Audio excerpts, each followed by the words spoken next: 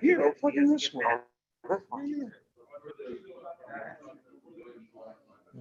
What did the oil decide about Shir? We're staying downstairs? I depend. We'll take a little bit of a vote. I heard you say ask this morning. Yeah, I know. Thank you very much. We moved downstairs because of reason.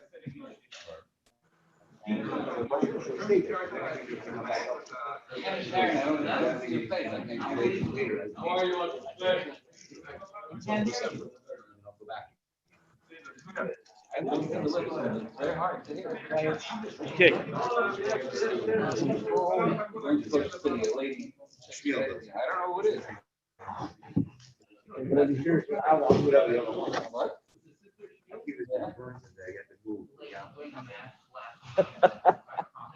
I don't care. Okay.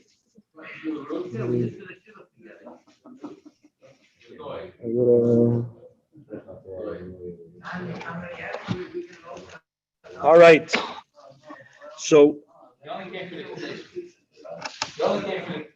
tonight's shir is tonight's broadcast in the Tzehulmad is sponsored by the Mr. and Mrs. David Laura Lightman, Lula Nishmas, Mrs. Vera Yenta Frida Blima Bas Rafal Avraham Adel, whose yard site is today's Gimel Kislev. And all those who remember Mrs. Adel, she would always expand the boundaries. Whatever you told her, especially when it came to her family, she would go north, south, east, west, whatever distance she needed for her family. So I thought for Tzehulmad, I'll also go the boundaries and go north of Steeles. And I ended up on Clark, right? You're on Clark, you're in Center. A little bit north of Center, not much, but just a little. Little north of Center. So long you're not left of Center, we're okay. I'm in the middle, right in the middle of the street. Okay. So I met Rabbi Grysman a few months ago, actually, at a wedding in Oshawa that I was Zooming. And I was quite impressed with how he explained all the halach yelech of a wedding to a crowd that really didn't understand it, but you were able to tell they understood the lumdis. It's always great. Person's greatness is sometimes defined by how complex things are explained simply. And Rabbi Grysman explained the things very, very well. And I was really impressed, and I invited him for the shir. I'll give you a little bit background, Rabbi Grysman. It turns out Mayor Tenenbaum remembers him from Yeshiva, from Ner Yisroel, from Finch. Yeah. Right? And Ari Horowitz, who's not on, there he is. Ari Horowitz. Ari, you're there? I'm here. Yeah, so tell him who your father-in-law is. Rav Usher, that's all. Rav Usher. Oh, yeah. I know him a little. Just for 50 years, that's all. Rav Usher turns, that's all, yeah. Yeah, no. See, my Rebbe, he was my Rebbe, and also became, I could call him a chaver too, but my Rebbe. So I'll read what it says on the website about him. Rabbi Dr. Charles Grysman is the spiritual leader of the Zichron Yisroel congregation. Yes, it is Orthodox. He has a private practice in counseling and therapy, received his rabbinic ordination from Ner Yisroel Yeshiva and Rabbi Gedalia Felder Zatzal, a doctorate in education from the Azrieli School of Graduate Jewish Education of Yeshiva University, as an MSW from the Wurzweiler School of Social Work of Yeshiva University, a CSW from State University of New York, and registered social worker in the province of Ontario. It's perfect for our shul. Completed the senior educators program, Hebrew University of Jerusalem, teacher's license from the University of Manitoba.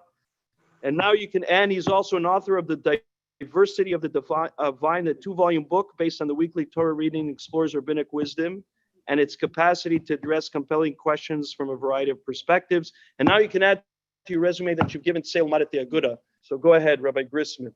Absolutely. By the way, Ari, I just want to tell you that the book that I wrote, Rav Usher came to my house for 6 months, and we went over it word by word.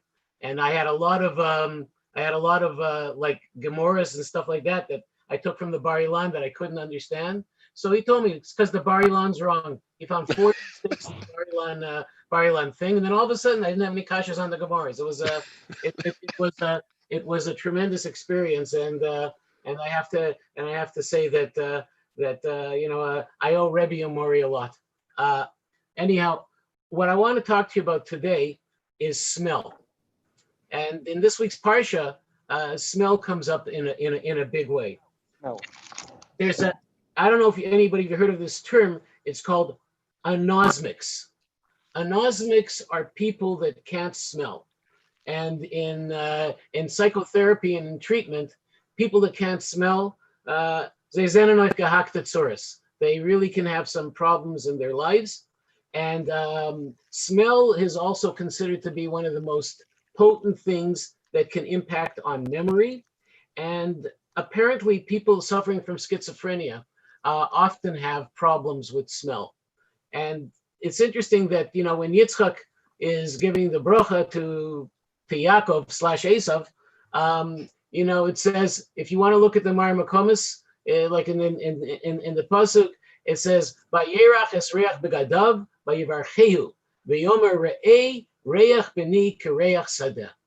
So smell can impact on you in a lot of ways, and this concept of Yitzchak determining his status with Esav is something that's discussed in our Meforshim. It mentions some Hasidic stuff. I'm going to do some Hasidic stuff, but I'm going to do some basic stuff as well. And one thing that smell does more than anything else is set a tone. It sets a tone, and smell can put you in a mood. I mean, like, there's a reason why the perfume business is like a multi-billion-dollar business. So there's an even Ezra that when Yitzchak said Re'ei reach beni kereach sadeh, he says Re'ei dibur im halev. It means dibur im halev. Now I wasn't sure what dibur im halev means, but there's a parish on Ibn Ezra called the Bechokekei Yehuda, and he basically says, I put it in brackets, le'atzmo ubekach hitorer lebarcha. In other words, he spoke to himself about what the smell did, and that inspired him to give him a blessing. And you know what? The smell of the sadeh, the Ibn Ezra says was kareach tzitzei ha'ilanim. It must have been. They say he thinks it was the first month when the blossoms were growing all over the place, and it really hit him strong. So elsewhere, the Ibn Ezra says, "Ki ba'avur hitchabrut kol hargashot b'makom echad yomar lazos ma shehi lazos." In other words, when a sense hits you, it all of a sudden like bowls you over. And when it bowls you over, all of your emotions come to the fore, and that lets you to give a bracha with hislavus. The Rashbam says something similar, except it says that he smelled reich begadov achamudot, that he says bigdeim ayu mevusamim b'mugmar. They perfumed their clothes because probably life on the field was not so pleasant. It's interesting because they say when Esav did Kibbut Avayim, one of the big things he did is he always wore his bigdei achamudot whenever he went to speak to Yitzchak. And when you think about reach, smell can send you. And so there's a Gemara in Brachos that says Shlosha meshivim dato shel adam ve'elu hem kol umareh v'reach. There's three things that make a person satiate him. They're kol and mareh and reach. So kol is your voice, mareh is appearance, and reach is smell. So I thought there was an interesting insight that people might find, and I don't think that many people study this sefer. The sefer is called the Ein Aya. The Ein Aya is Rav Kook's perush on the Agodas of Shas. Rav Kook wrote the Ein Aya. It is basically published 4 volumes on brachas and Shabbos. And in the Ein Aya, he says the following thing, and you can see a lot of Rav Kook's ideology, and it's kind of very mystical. Some people would call it Hasidic, but it's certainly B'Torah Sod or Remez. So he says like this: Nefesh ha'adam bra Elokim yeshara, smecha b'chayeha, umotzeis nachat b'rikshoteh. B'kol zman she'yatim ha'adam et chayav l'chayei ha'teva ha'klali, yimatzeh osher u'simchat leiv. In other words, a person's soul is naturally tuned to having simcha in his life and to find to have a sense of satisfaction in his feelings. And as long as his life is in tune with Chayei HaTeva. What's Chayei HaTeva? It could be nature, but it could be also your internal nature, that nature that was ingrained into you from Gan Eden, and you will find Osher v'simchas leiv. But, he says, Amnam betigras yad hachevra, and I put in brackets tchias kaf, when you shake hands with society. Hitracheka adam mirikshut hateva hatorim v'nechara gam ken data. Sometimes if you get so involved with society, what happens is you alienate yourself from this natural connection that you have, and your das becomes polluted. Nachra means polluted. So therefore, hamidah shetashiveu el yishuv dato ativit hi hakorat ruach haklalit hamishutefet sheyimtza adam bateva. The quality that's going to bring you back to yishuv das is basically some sense of calm, but a general calm, a universal calm that you will find in nature. And it's Chesed Hashem Amaleis Kol HaYakum. God's Chesed fills everything. And basically this Matara relates to the fact that, in a variety of I guess mystic parts of Judaism, particularly in Bratslav, the concept of Hisbodedus is very much what Rav Kook is talking about. And Reach really brings you back to something natural. They say that the smell of sense in psychology is perhaps the most unconscious smell we have. It's the most primitive smell that we have. And this primitive smell can sometimes bring out something special. So in terms of one of the qualities that we could relate to smell, it's that type of tone. And that type of tone that can mamish take you to the madregot hagvoat of Olam HaTeva. And in addition to that, smell has this powerful impact on memory. So there's a sefer called Agadat Breshit, and I took the Buber edition from Buber. That was Martin Buber's grandfather or great grandfather. And he was one of the big Bekim in Nuschas and in Agadatas. And you'll see that Rav Kasher uses it tremendously in his Torah Shlema, which is a wonderful book if you ever want to get a collection of Midrashim. And so we're in Mispar Beit now. And he says like this, Nichnas Eitzel Aviv Vehe Riach. He goes into his father and he smells. Erot Shmek. Okay? And Vayireach Reach Begadav, Shehe Riach Yitzchak. All of a sudden, Yitzchak felt the smell of what happened when he was on the Mizbeach. And that kind of makes a lot of sense because they say that the smell that he had was Shetaf Izim. And Shetaf Izim is like the liquids of goats, which, by the way, for most people is probably one of the most vile smells you could possibly imagine. And so if you're reliving your greatest challenge, then that memory will color your response. And smell can do the same thing at any religious event. I mean, and it often does. I mean, like the Seder becomes such a powerful thing because when you walk in there, you smell that cooking that you've been smelling all of your life, and it zaps you into a certain mood. And that certain mood sets that tone in an incredibly effective way. And so anyhow, that was another thing that smell can do. And the third thing that it can relate to, and I'm on the top of page 2 now in the Mari Mekomnus, is I entitled it Umanut. Now, Yitzchak was distinct from all of the Avos by virtue of what he did. Aside from the fact that he was the only person that stayed in Eretz Yisrael, he was also the only person that stayed in one spot. Everybody else was a roet son. What was Yitzchak? He was a farmer. Now, who are his role models? Cain, Noach the farmer who got drunk, and we know the mice are there. He had no role models that really suited his lifestyle. Yitzchak was also perhaps, he's the koyach of Gvura, and he was one of the most introverted of all of the Avos. He was very much like the person that stayed to himself. He was the koyach of Gvura, and our Meforshim say that Yitzchak had to stay by himself and he had to stay rather contained, because if not, people wouldn't see him as a hemshech in the shalshelis of Avraham Avinu, etc., etc. And so what you see is being a farmer was something that he needed validating by. And if you look at the Midrash in Bereishis Rabbah, he felt vindicated when he smelt Reach HaSadeh. So it says, Amar Rabbi Yochanan, Ein lecha davar sherecha kashem min hashetaf hazeh shel izim, ve'at amrat vayarech et rega b'gadav v'yevarchehu, el b'shah shenichnas Avinu Yaakov etzel aviv nichnas imo Gan Eden.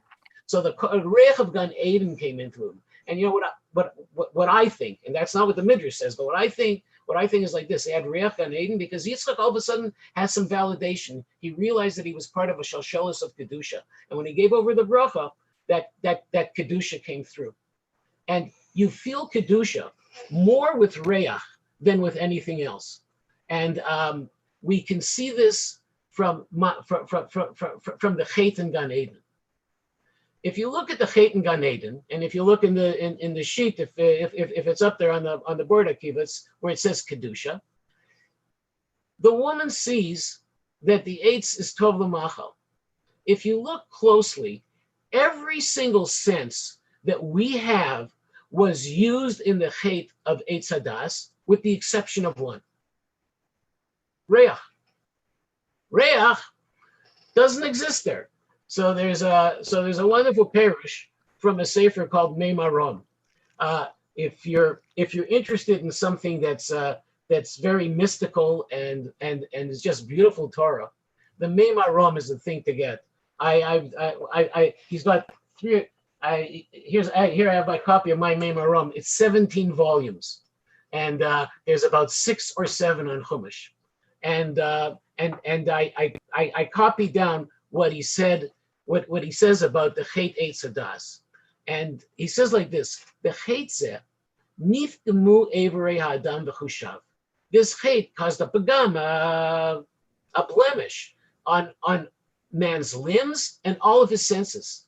Ha'pagam b'dibur ba'al yedei shehosifa Chava lo tigubo.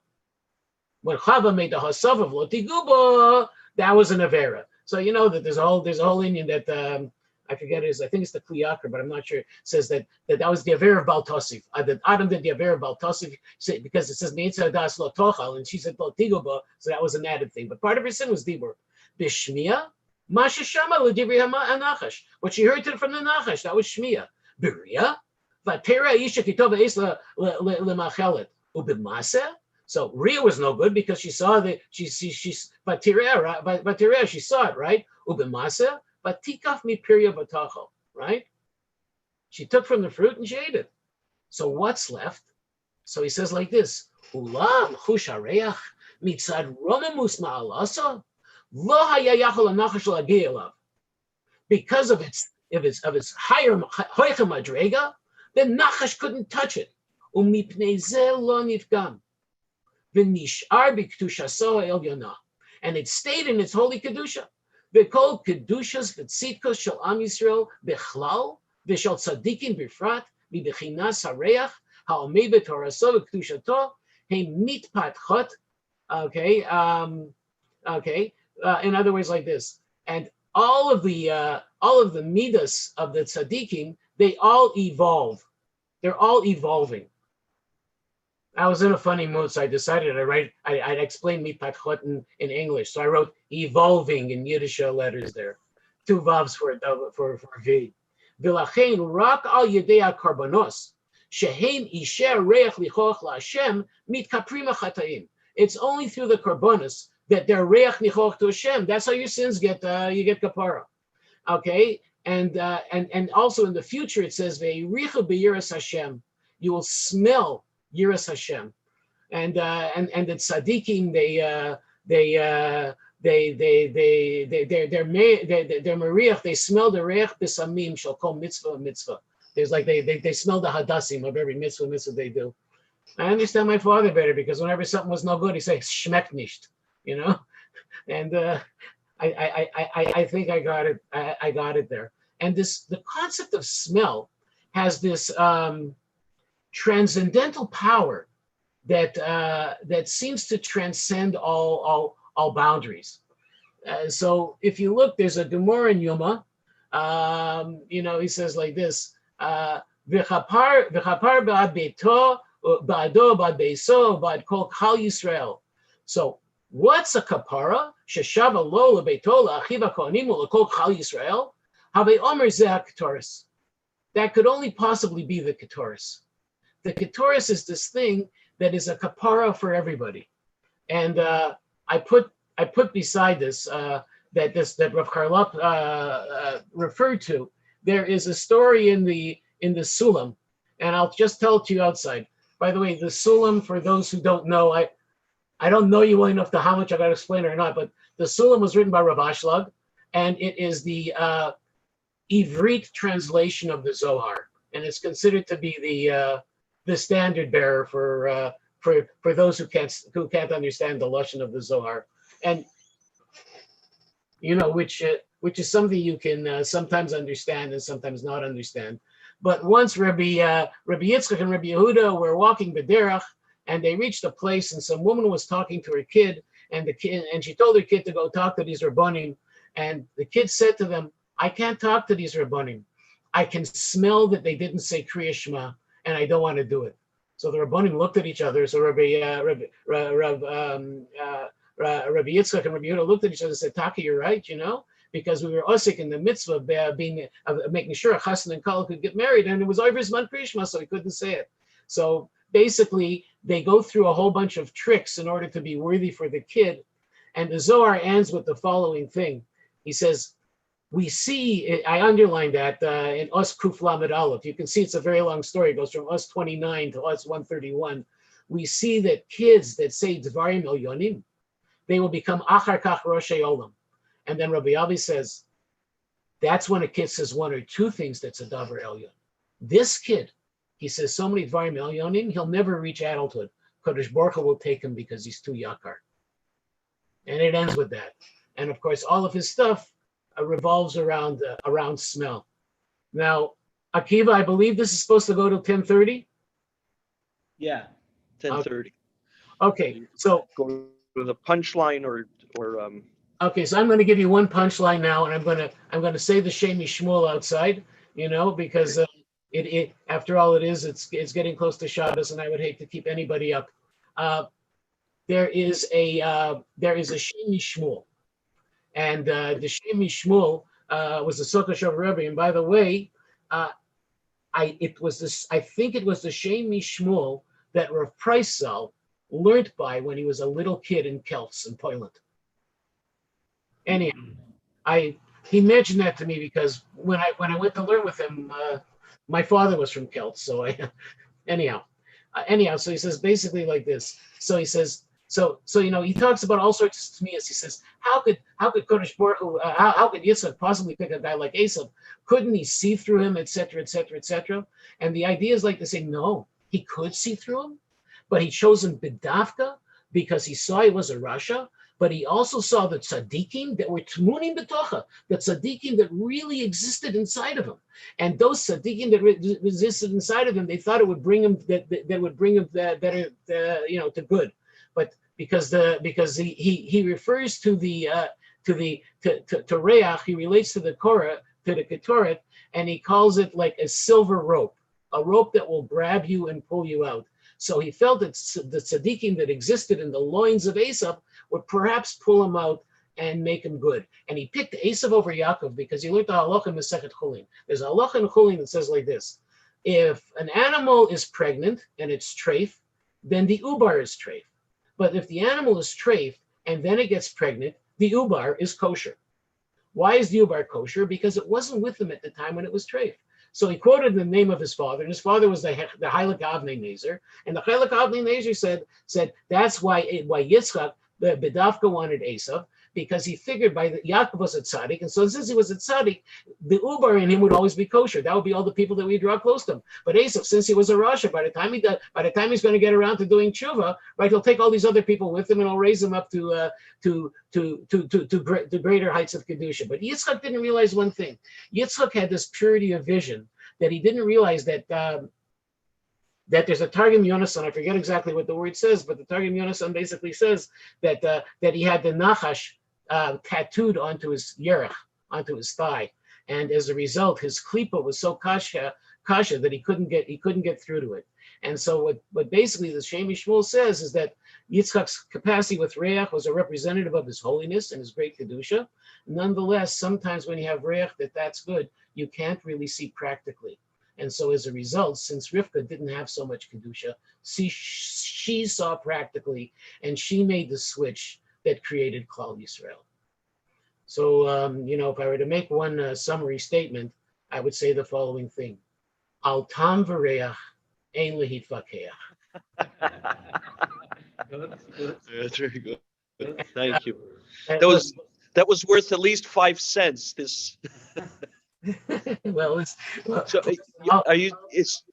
So it has more of a value than eyesight? Well, well, first off, I don't know how you define value. It has a higher level of kedusha, and it has that higher level of kedusha. If you look at the Mei Marom, it's because it wasn't tainted. If you look at the idea of Rav Kook in the Ein Aya, it tunes you into a plane that eyesight cannot tune you into. And that plane is connection to Hateva HaKlali, which is part of all of Rav Kook's ideology. You see it in Hilchas Tshuva, in his Orat HaTshuva, and you see it in almost everything that he does. And there is something about Reach that really connects you. It's that primitive thing in Reach that also connects you to something special. And by the way, they also talk about it. There's a Mea Shiloach, which is the Ishbitzer, which is, I know he's a controversial Hasidic Rebbe, but the Ishbitzer talks about the fact that there's an unconscious connection that we have to the Rebbeinu Shalom. And that same type of unconscious connection, by the way, is referred by the Balatanya in his parish on the Siddur. In the Siddur of the Balatanya, he basically says that matzah talks about this unconscious connection in the same way, that you're connected to the Rebbeinu Shalom through the mitzvah of matzah in a way that transcends intellect and transcends thought. And sight is ultimately something that's much more concrete, and reach is something that much more relates to the, you could say either the upper worlds or the nether worlds of the soul, or if you want to talk psychologically, to the hidden self that exists in everyone. But it was a good Ishbitzer that talks about the Tchufas HaMashiach. That's why there won't be Torah, because we'll all be tuned into that unconscious self, which is pure Ratzon HaBorei. Shkoyach, thank you very much. Thank you. Have a good Shabbos. Shkoyach, thank you. Shabbos, by the way, thank you. Yeah? Yeah, no, I was recorded, and I'll send you the link if you want to send it out to your congregation. They want to be able to see it. Thank you very much. And I want to thank you for giving me the opportunity to learn some Torah that I learned a long time ago, but I really enjoyed. Thank you. Okay. Thank you, Rabbi. Have a good Shabbos. Good Shabbos. Oh, yeah. Yeah. I'll look it up. I'll look up in the.